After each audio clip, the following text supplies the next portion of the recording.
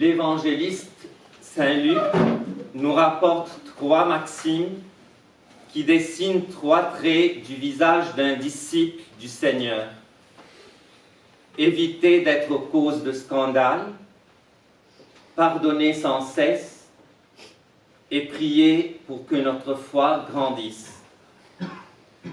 Lorsque les apôtres demandent à Jésus d'augmenter en eux la foi, ils savent bien qu'elle seule peut les affermir pour faire face au scandale et qu'elle seule pourra leur donner la force de pardonner jusqu'à 70 fois 7 fois. Si revenir vers le Père, c'est être pardonné par lui, cela implique d'abord revenir vers ses enfants.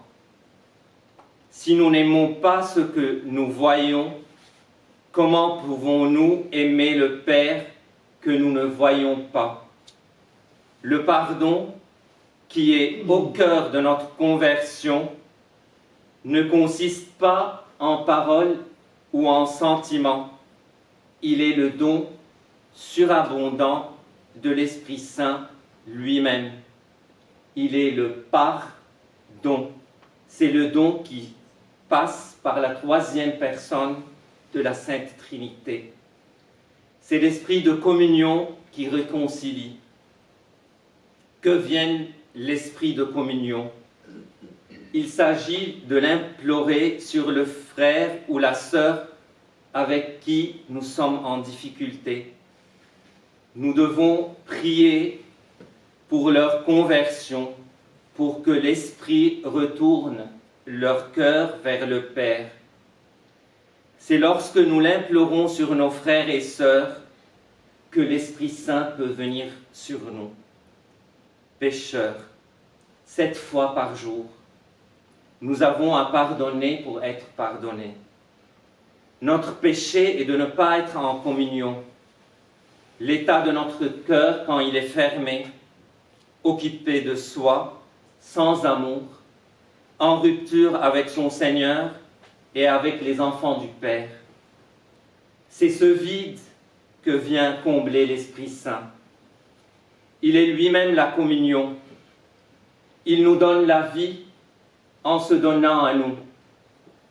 C'est lui que Jésus nous donne.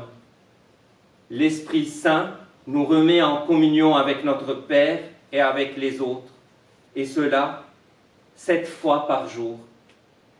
Qu'est-ce donc qui suscite en nous ce pardon inattendu offert aux frères? C'est la foi comme une graine de moutarde. C'est par la foi que nous répondons au grand don d'amour de Jésus qui est sans cesse offert par le Père. Mais comprenons-le, c'est du cœur de Jésus sur la croix que jaillit le pardon, c'est-à-dire le don débordant de l'Esprit Saint qui est la rémission des péchés. La foi nous met devant Jésus et le rejoint au cœur de sa personne divine dont nous sommes l'image. Elle nous offre et nous expose au rayonnement de son amour tout-puissant.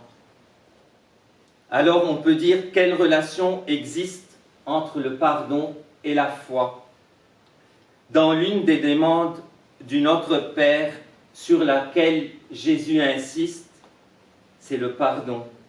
Pardonne-nous comme nous pardonnons aussi.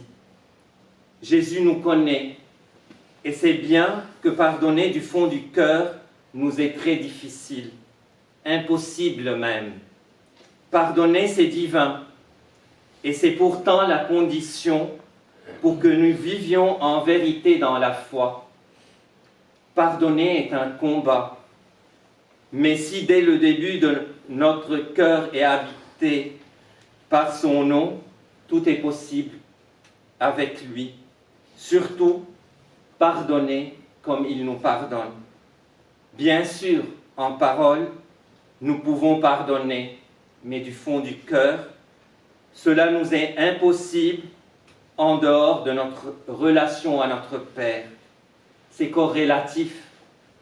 L'expérience d'être pardonné par notre Père nous permet de faire revivre ceux qui ont manqué à notre égard. C'est le même courant du pardon. Lorsqu'on se découvre beaucoup pardonné, on ne peut pas ne pas aimer infiniment plus. Seul un chrétien sait ce que d'être pécheur, et c'est pourquoi il est capable d'aimer comme son Seigneur.